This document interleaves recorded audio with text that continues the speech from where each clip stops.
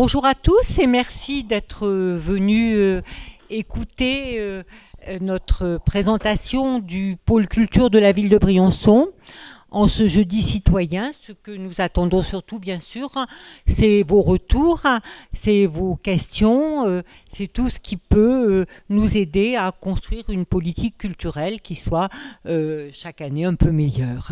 Voilà. Donc on va essayer d'être un peu bref et puis après on donnera une part importante à l'échange et aux questions-réponses.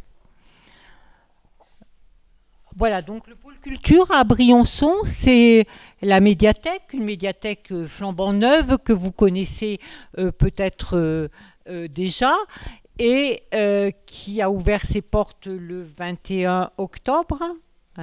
22, pardon, excusez-moi, le 22 octobre.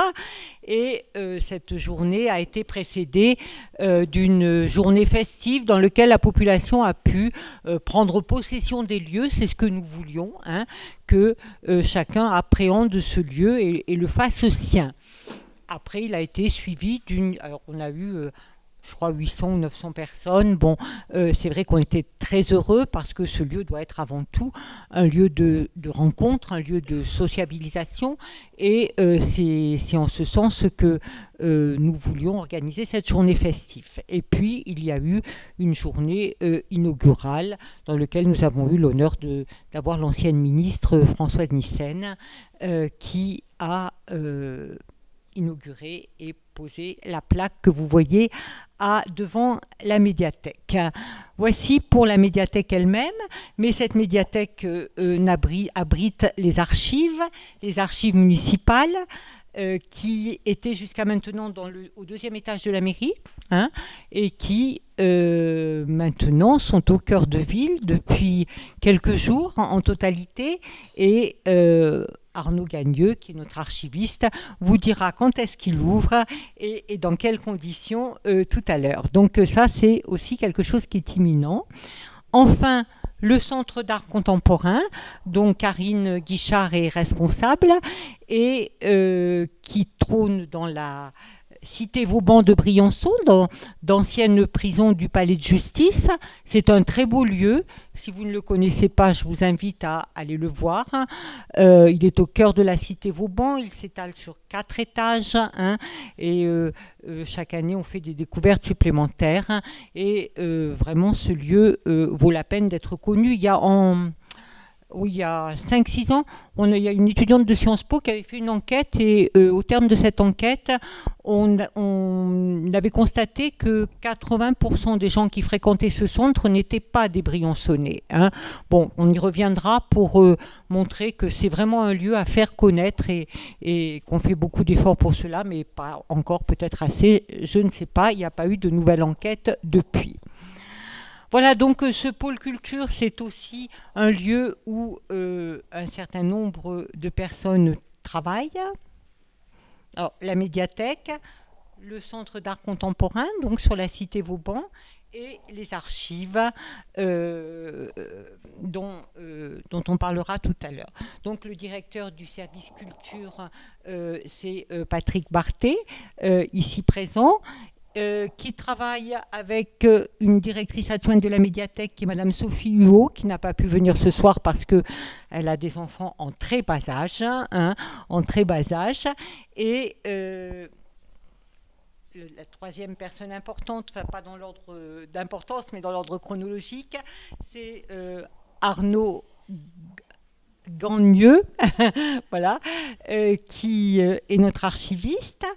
Karine Guichard, dont je vous ai parlé, qui est responsable du Centre d'art contemporain. Et c'est un pôle qui s'est étoffé, qui est devenu important avec la médiathèque, puisque maintenant 13 personnes constituent l'équipe du pôle culture, plus 2 agents techniques, plus des gens qui sont embauchés en cours d'année, puisque au Centre d'art contemporain, vous avez une personne qui fait l'accueil et qui fait les médiations. Donc il y a quand même une certaine épaisseur à ce pôle culture et nous avons travaillé durant tout le mandat pour donner cette épaisseur. Peut-être que nous avons commencé vraiment trop à l'heure. Bienvenue à ceux qui arrivent. Voilà, donc la présentation faite, on va rentrer un peu plus en avant dans le projet culturel pour vous montrer que les actions de ces trois structures sont des actions cohérentes, hein, qui chacune déclinent les différents aspects de notre politique culturelle. Alors, je vais pas, vous me poserez des questions, hein, je ne vais pas trop m'attarder dessus, mais de toute façon, on veut une culture pour tous, et une culture pour tous, ça veut dire, bien sûr, avant tout, une politique tarifaire, c'est ce, peut-être qu'on s'y attardera après, ce qui explique que ces trois structures soient totalement gratuites, hein, aussi bien la médiathèque que le centre d'art contemporain, que la consultation des archives. Il fallait pour nous absolument abolir tous les freins qui pouvaient exister à l'accès à un lieu culturel et à l'accès à une pratique culturelle. Et ces freins, ils sont aussi financiers, socioculturels, géographiques, etc. Mais ça fait partie des freins qu'on a voulu essayer d'abolir. Ensuite, bien sûr, du fait de cette volonté d'accueillir tout le monde, on a comme objectif la volonté d'élargir les publics. Alors ça s'explique avec des médiations dans toutes les structures vis-à-vis des scolaires, avec des gestes aussi vis-à-vis des publics empêchés, hein. C'est un terme très vague et relativement technique pour la culture, mais vous savez que ça désigne tous les publics qui, soit pour des raisons culturelles, soit pour des raisons géographiques, soit pour des raisons de santé, bref, tous les publics qui sont victimes d'inégalités au départ. Et ce qu'il faut, c'est que tous ces gens-là puissent avoir accès à la fois à des lieux culturels et à des pratiques culturelles. Les lieux de culture, pour nous, sont avant tout des lieux d'apprentissage des savoirs. C'est ainsi que se conquiert l'égalité des citoyens. C'est aussi des lieux de sociabilité, de lien social, et des lieux aussi de partage des connaissances, d'échanges, de rencontres, hein, et pas seulement des lieux dans lesquels on s'adonne à des pratiques dans le silence et dans la solitude. Ce sont essentiellement des lieux de partage, hein, et d'échange. Autre point, la mise en valeur de notre identité patrimoniale et la volonté de faire connaître l'image de Briançon. Ça, je dirais que ce sont plutôt les associations culturelles qui sont porteurs de cette mission-là, hein, dans la mesure où, par les événements, eh bien, ils mettent en valeur notre patrimoine et ils mettent aussi en valeur une image de Briançon. Alors, c'est vrai que, du coup, sur la politique culturelle, j'ai oublié d'évoquer l'école municipale des sports et de la culture, mais on y reviendra par la suite au cours du diaporama. L'école municipale de la culture est une initiative de 2018 qui a commencé à se mettre à se construire vraiment pendant les vacances pour les élèves des écoles primaires de 5 à 11 ans. C'est une initiative très sociale puisqu'elle a été prise en compte par le CCAS. Et si l'une d'entre vous veut en parler, Mireille ou Marie, ce sera possible quand on y arrivera. Donc voilà, c'est quelque chose de pas tout à fait gratuit, mais 10 euros. Donc, ça fait partie de ces initiatives qui nous permettent de familiariser, de sensibiliser tous les publics, non seulement à la culture, mais à une pratique culturelle aussi. Et c'est important de ce point de vue-là. Et puis, dans le cadre du travail pour la culture pour tous, on a aussi chaque fin d'année un spectacle offert aux écoliers à leurs parents. Une initiative qui a été prise depuis l'année dernière, qui invite tous les écoliers briançonnais du CP au CM2 et leurs familles à un spectacle musical gratuit. En 2018, c'était Little Rock Story et ça a eu un succès certain. Cette année, Gainsbourg for Kids et j'espère que vous irez nombreux. Il y a 5 séances, je ne sais plus quels sont exactement les horaires, 10h, 14h, et le lendemain, il y a aussi 2 séances. Mais, pardon ? Oui, ah bien sûr. Oui, les adultes sont des accompagnateurs, comme dans l'école municipale de la culture d'ailleurs, dans lequel il y a un spectacle offert, mais à un enfant et un accompagnateur. On pourra y revenir hein, parce que ça va se décliner par la suite. Donc ce projet culturel, il faut avoir des espaces pour le décliner.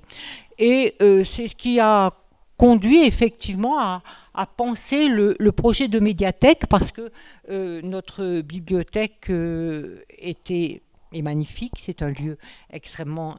La bibliothèque Aristide Imbert était un lieu intime, un lieu chaleureux, un lieu où on aimait bien se retrouver, mais où il était difficile pour tous d'accéder, d'avoir une place. La salle de lecture était aussi salle d'animation. Ça veut dire que les gens qui recherchaient le silence ne pouvaient pas coexister avec une activité culturelle quelconque. Donc cela nous empêchait de faire des lieux culturels, des lieux de sociabilité, même si, et chacun a pu le voir, on était accueillis avec beaucoup de chaleur par des bibliothécaires qui étaient vraiment de vraies passeuses de livres hein, et qui savaient conseiller. Donc c'est une des raisons, cet aspect du projet culturel qui nous a conduit à construire une médiathèque aussi. Une médiathèque qui soit bien plus grande, bien sûr, pour donner de l'espace à tout cela. Donc on est passé de 125 mètres carrés de la salle de lecture à 1080 mètres carrés, avec des espaces dont vous parlera bien mieux Patrick Barthé que moi-même. Voilà, donc c'est une première volonté de faire de cet espace un tiers-lieu ou un quart-lieu, comme on le dit maintenant. Quand on a fait le projet de médiathèque, on a dû commencer en 2012. Je crois que la première délibération a dû passer en 2012. Donc, vous voyez qu'on met presque 10 ans pour faire un projet de ce type.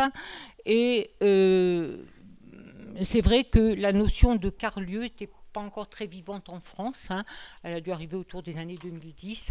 Donc on est plutôt parti sur un lieu de sociabilité, comme sont les tiers-lieux, un lieu de rencontre, un lieu bien sûr où il y a des livres, où on consulte des livres, etc., mais qui soit aussi un lieu de rencontre, un lieu d'échange, hein, où différentes générations se fréquentent, où différentes générations partagent le savoir, les connaissances, etc. La notion de quart-lieu, elle va rajouter l'idée d'apprentissage, hein, l'idée d'échange des savoirs, hein, l'idée que l'on va donner à chaque citoyen les mêmes chances, hein, ceux qui n'était pas encore tout à fait le cas dans les bibliothèques où, bien sûr, venaient souvent les gens qui avaient déjà une habitude du livre. Donc, cette volonté d'apprentissage, de partage, cette volonté du faire ensemble hein, est aussi à l'origine de la construction de la médiathèque et de son fonctionnement, comme on le verra tout à l'heure. Voilà, alors pour être un peu plus précis, je vais vous donner quelques chiffres. Hein.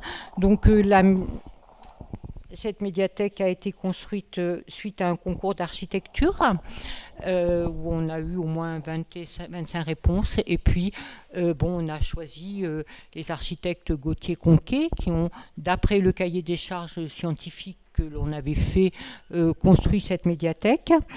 Vous verrez... seulement dans les photos qu'il y a une volonté de sobriété, d'élégance dans le choix des matériaux en particulier, vitres, béton, bois, et dans la construction d'ensemble pour essayer, en particulier dans l'utilisation que vous voyez bien dans les photos du bois des Alpes, qui a une valeur acoustique certaine et qui est bien utilisé dans cette médiathèque pour tout ce qui est de l'ordre de l'acoustique, la sonorité et du bien-être. Voilà. Après, quelques chiffres aussi, parce que vous êtes des citoyens, vous payez des impôts, donc vous avez le droit de savoir combien ça a coûté et qui l'a financé. Donc c'est vrai qu'on a oublié de faire la diapo, alors on va le dire comme ça.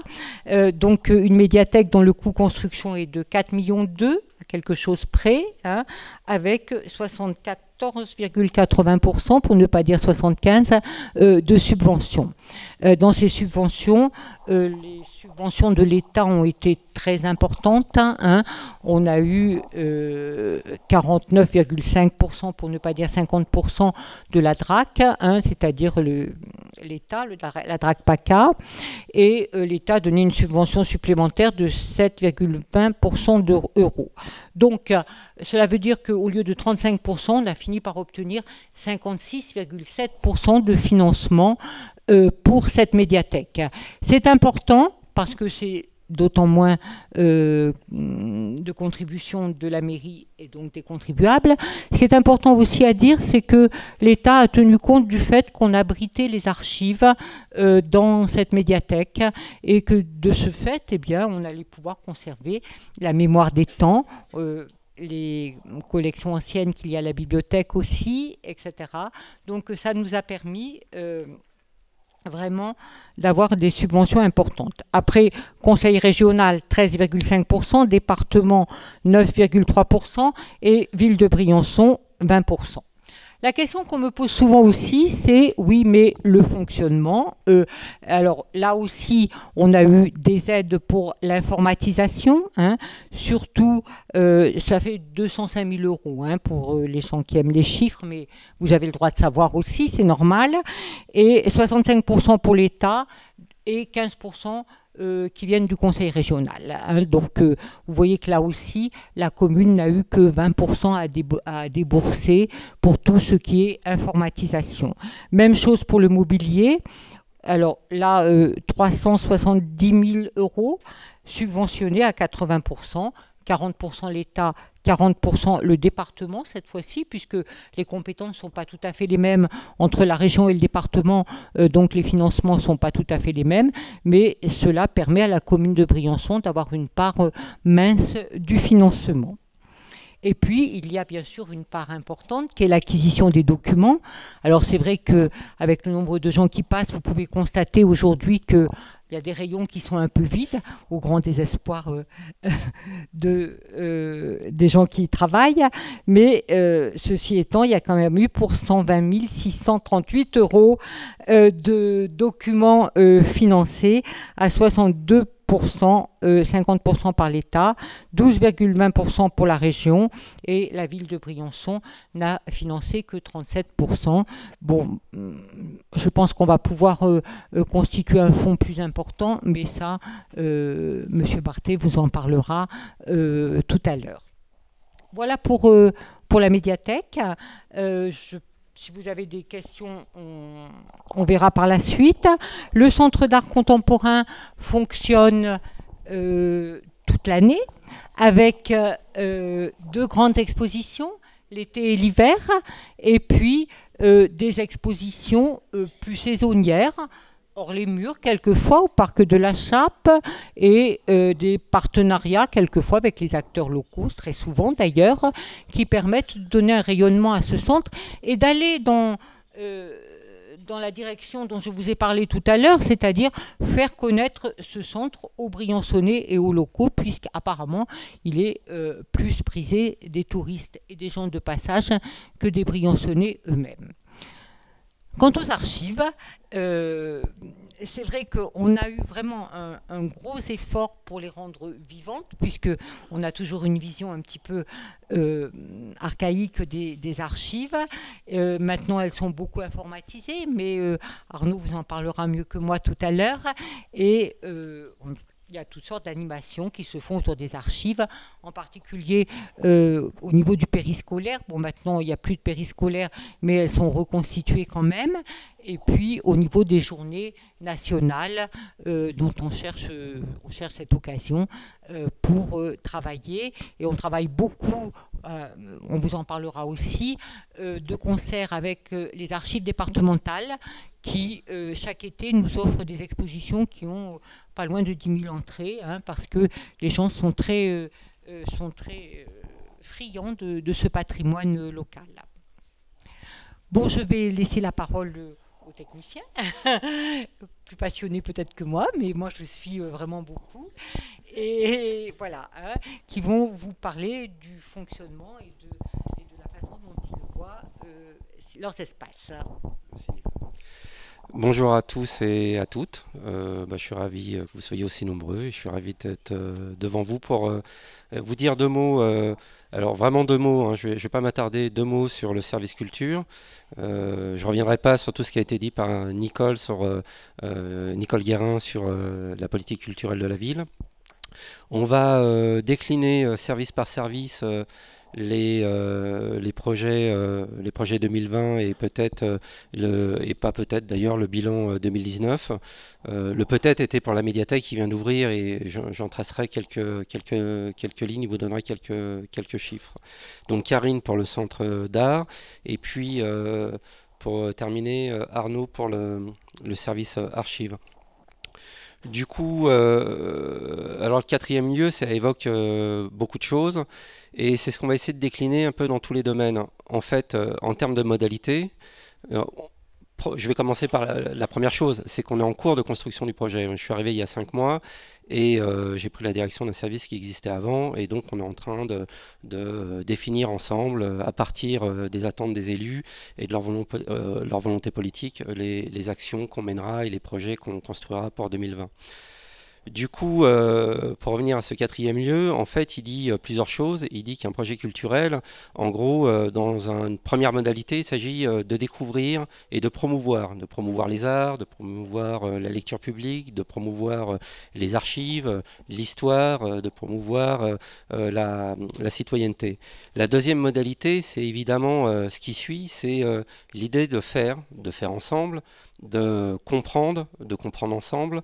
Et puis la troisième modalité qui découle aussi des deux premières, c'est l'idée de partager et de coopérer. Il faut coopérer pour faire, on partage quand on est ensemble. Et on fait tout ça aussi en découvrant ensemble, c'est toujours chouette. Du coup, alors j'ai pas été sérieux, j'ai pas rempli toutes les cases du PowerPoint, voilà, et en même temps je m'aperçois que j'ai beaucoup de choses sur mes feuilles, ça aurait peut-être été plus simple. Je vais vous dire deux mots, du coup, quant à moi je vais vous dire deux mots sur cette nouvelle médiathèque, pour vous rappeler qu'elle est composée d'une dizaine d'espaces différenciés, de 9 espaces. On est encore en train d'y travailler à ces histoires d'espaces. Un espace enfance. Alors je suis désolé, c'est pas moi, hein. Enfin je crois pas, je suis pas sûr. Un es... Là, si je bouge pas, je pense que c'est bon. Un espace enfance, c'est enfant qui l'aime pas, je pense.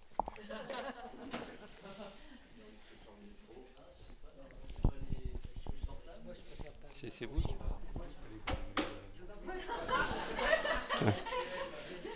Alors.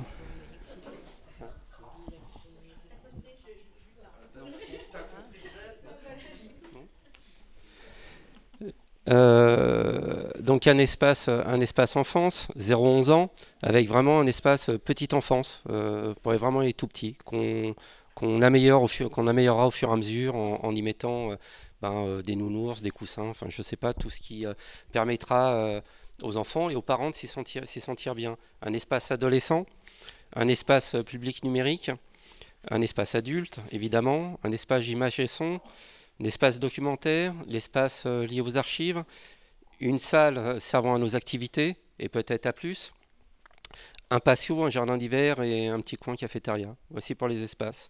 Les collections, Nicole Guérin l'a dit, il y a eu beaucoup d'investissements. On est passé de mémoire de 16 000, 17 000 documents dans l'ancienne médiathèque à quasiment 28 000, 29 000 documents à l'heure actuelle. Le succès de la médiathèque, évidemment, pose la question d'enrichir encore les collections. On verra l'année prochaine en fonction des possibilités de subventions diverses et variées. Les collections, c'est des livres, des CD, des DVD.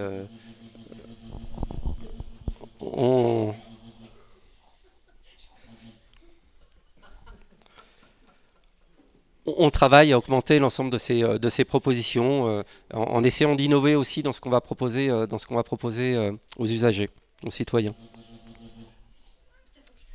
Les services, Je m'y attarderai pas trop. Pour ceux qui ont pu y aller, du coup, dans cette nouvelle médiathèque, vous avez vu les services numériques, l'accès aux archives de la ville, les prêts de documents divers et variés dont on vient de parler. D'autres services sont en cours de réflexion et du coup, avant de les annoncer, on va voir si on peut les mettre en place. Vous verrez dans la partie action culturelle que, notamment sur la partie numérique, des choses sont déjà en place. Du nouveau matériel, des jeux vidéo, des consoles. Alors évidemment, ça introduit la modernité, mais ce qui va introduire la modernité de ces jeux, c'est que on va travailler un projet on va travailler un projet pédagogique autour du jeu vidéo, voilà, et construire aussi une réflexion autour de l'outil numérique. Il ne s'agit pas simplement de proposer des services, je ne sais pas, comme ça dans le vide. L'idée, c'est quand même de réfléchir sur l'ensemble de ces outils. Bon, pour certains, vous connaissez les débats autour de l'utilisation des écrans dès le plus jeune âge, etc., etc.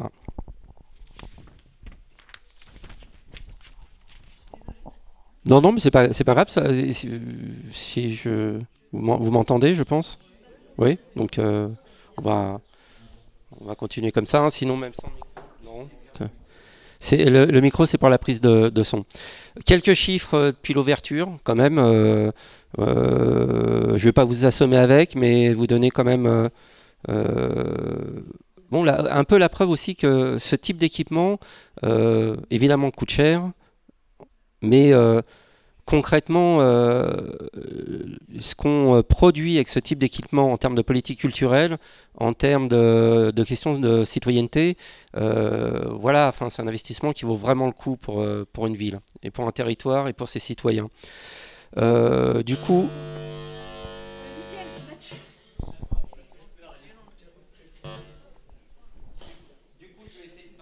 Je vais essayer de parler...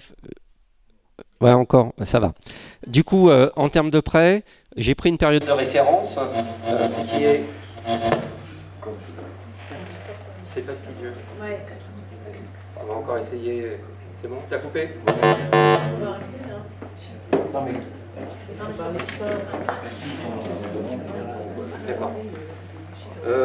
Donc j'ai pris une période de référence qui est du 22 octobre, date de l'ouverture de la médiathèque, au 2 décembre, date à laquelle j'ai arrêté de compter les prêts. Et j'ai regardé ce qui s'était passé dans les 10 années précédentes pour établir un étalon. Alors évidemment, là on vient d'ouvrir, donc il y a l'effet nouveauté. Il faudra voir dans la durée et l'année prochaine, du 1er janvier au 31 décembre, ce que disent les chiffres. En l'état actuel, en termes de prêts, globalement on fait plus 175% sur la même période des 10 dernières années. C'est-à-dire qu'en moyenne c'était 8000 prêts sur il me semble que c'est 29 jours compris dans ces deux dates. Aujourd'hui, on est autour de 23 à 24 000 prêts, ce qui fait une moyenne de 750 prêts journaliers. Si on continue sur cette dynamique, c'est 182 000, 190 000 prêts annuels. Alors, peut-être le chiffre vous dit rien, mais c'est peut-être l'équivalent dans les moyennes nationales d'une ville comprise entre 40 et 80 000 habitants. Voilà. Une ville de 20 000 habitants, toujours de mémoire, c'est à peu près 40 000 prêts. En termes, donc on fait plus 215% sur le secteur jeunesse, plus 213% sur le secteur adulte jusqu'à 59 ans, c'est arbitraire hein, comme date, et plus 93% après 60 ans. Au niveau des adhérents, c'est aussi difficile à avoir des chiffres qui parlent et qui disent. On a un logiciel qui est assez complexe et qui ne prend pas en compte forcément l'ensemble des changements de situation. Si on compare les 10 dernières années avec cette année en partant du 1er janvier à aujourd'hui, on a fait plus 1500 adhérents actifs. La différence entre un adhérent tout court et un adhérent actif, un adhérent actif a une carte qu'il a utilisée au moins une fois dans l'année. Du coup, on était à 2000 en 2018 adhérents actifs, on est à 3000, 3005 et on continue à faire des adhésions tous les jours. On a beaucoup de visiteurs. J'ai oublié de noter le chiffre, mais à peu près en moyenne de mémoire, entre 1000 et 1200 visiteurs par semaine, en sachant que c'est un système qui est, bon voilà, qu'il faut prendre avec des pincettes. C'est une antenne à l'entrée de la médiathèque et on rentre, on passe et ça déclenche un capteur. Ça donne une indication. Pour nous, c'est un outil qui nous permet de voir selon les jours les degrés d'affluence et aussi selon les heures d'ailleurs, ce qui va nous permettre de nous organiser pour accomplir au mieux notre mission d'accueil des publics. 2 mots sur le projet culturel de la médiathèque. Pareil, il est en cours de construction, il attend validation. Ce qui ne nous a pas empêché d'emblée de mettre en place une série d'activités. 3 champs d'intervention, un axe transversal, les sciences et le numérique, art, littérature et société, images, son et médias. Pour l'axe transversal, une partie de nos actions sont vraiment situées, même quelque part quasi toutes, dans l'idée de construire une citoyenneté active, en fait. Enfin, de mettre du contenu au terme de citoyenneté, et de mettre du contenu à la définition qui a été donnée à ce lieu, qui était un lieu 3e lieu, un lieu 4e lieu, un lieu en tout cas qui était destiné à construire la rencontre entre les gens, la rencontre entre une politique culturelle et les citoyens, et entre les savoirs et les services. Les 3 modalités, on les retrouve ici aussi. C'est découvrir et promouvoir, faire et comprendre, partager et coopérer. Un premier bilan sur les actions qu'on a mis en place depuis le 22 octobre. 33 actions. Je n'ai pas compté le nombre de personnes qui ont participé d'une manière ou d'une autre à ces actions. Il y en a beaucoup. Tous nos ateliers ont été pleins. Les spectacles aussi. Je vais vous dire 2 mots en matière de spectacle vivant. Le jour de l'inauguration des portes ouvertes, ça a été 4 spectacles: cirque, danse, conte, musique, je vais le dire après. 2 spectacles en novembre et décembre. Il y a la symphonie cartonnée Faiseur d'or qui est déjà passée. C'était plein, il y avait 70 personnes dans la partie accueil de la médiathèque. Demain et après-demain, un spectacle, la symphonie cartonnée. Sciences et numérique, on a mis en place une première formation pour débutants en association avec l'association Environnement et Solidarité, la Miraille en fait. 7 cours, ça se termine là maintenant. Des ateliers autour des pratiques des tablettes et d'activités spécifiques, la valise Osmo, en partenariat avec la bibliothèque départementale, chaque mercredi et le vendredi une fois par mois, à destination des plus jeunes. Des ateliers dans le cadre du contrat de développement de la lecture itinérance en lien avec le département. On a 2 ateliers qui sont proposés, je vous en dirai peut-être 2 mots après, c'est à venir. Je peux peut-être les annoncer tout de suite. Hop, je vais perdre ma page, je le savais. Le 14 décembre, avec le groupe Sciences Hautes-Alpes, le GSA 05, on vous propose une journée esprit critique et numérique pour les adultes ou pour les ados. Les ados le matin à 10h, le public adulte à partir de 14h. L'idée, c'est de réfléchir sur les théories de complot et de faire un atelier sur les erreurs du cerveau, en lien direct justement avec toutes les problématiques liées au numérique. Le 21 décembre, avec la DELA, une journée autour de tous citoyens du web. Voilà. On annonce. Du coup, plusieurs ateliers dans le cadre du festival alimentaire. Je ne rentrerai pas dans le détail. Plusieurs ateliers avec la CZB, avec la communauté de communes, en association sur le tri des déchets, sur tout ce qui touche à ces problématiques environnementales. Des visites, une action en lien avec le CCAS et le service du patrimoine qui montre aussi qu'on est en capacité de collaborer entre les services. des concerts, des ateliers d'éducation aux médias et à l'information, projection de 2 documentaires à destination des lycéens et les publics adultes. Bon, je ne vais pas vous faire toute la liste, il y en avait pas mal. Ça me fait rebondir, et ben pour 2020, on va étendre l'action de la médiathèque autour de des trois champs dont je vous parlais auparavant. Formation numérique à destination du public adulte, projet d'atelier robotique, projet d'atelier numérique, projet de conférence, projet d'exposition, café parentaux numérique par exemple, pour réfléchir ensemble avec les parents sur l'utilisation des écrans. Rencontre d'auteurs, adultes, jeunesse, exposition d'art, conférences, atelier de création, séance de compte et plein d'autres choses. On va essayer de vous construire un programme, qui soit assez exhaustif, attractif. Merci.